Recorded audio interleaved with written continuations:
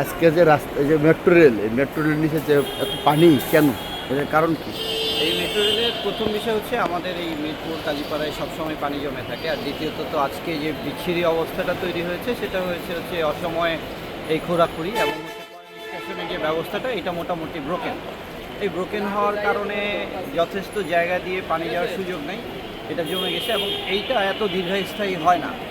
বৃষ্টি না হলে 1 থেকে 2 ঘন্টার মধ্যে এটা কমে যায়, কিন্তু বৃষ্টি থেমে গেছে অলমোস্ট 4 ঘন্টা বা 5 ঘন্টা হয়ে গেছে। এই খোরাখুরির জন্য এই কাজীপাড়া, এই শেওড়াপাড়া বা এই জায়গাগুলি একদমই এখন তো বর্ষাকাল, এই বর্ষাকালের সময় এই যে কাজগুলি যে করছে আপনার যে সরকারের ওয়াসা যে কাজগুলো করছে এটা কি ঠিক করছে?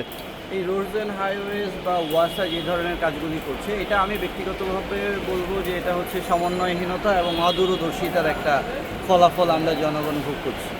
এছাড়া আসলে তেমন কিছু বলবো না। ওনাদের এটা নিয়ে প্রতিবারই আলোচনা হয়, প্রতিবারই কথা হয়, কিন্তু কথা হওয়ার পরেও আসলে এই ধরনের সমস্যাগুলি সমাধান হয় না, তারা কেউ মনে রাখে না। বর্ষা মৌসুমে যেমন এই যে রাস্তা খোরাখুরি বা এই যে ওয়াসার যে কাজগুলি চলতেছে, এই কাজগুলি আমাদের এখানে একটা হসপিটাল, সামনে উল্টাপাশে ব্যাংক, তারপরে এই যে পানি জলাবদ্ধতা, রুগীদের আসা যাওয়ার থেকে সব কিছু দিয়ে আমাদের প্রচুর অসুবিধা হচ্ছে।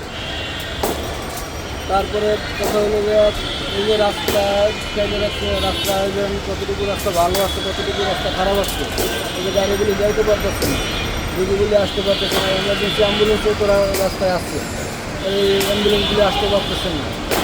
কী করে সম্ভব বলেন?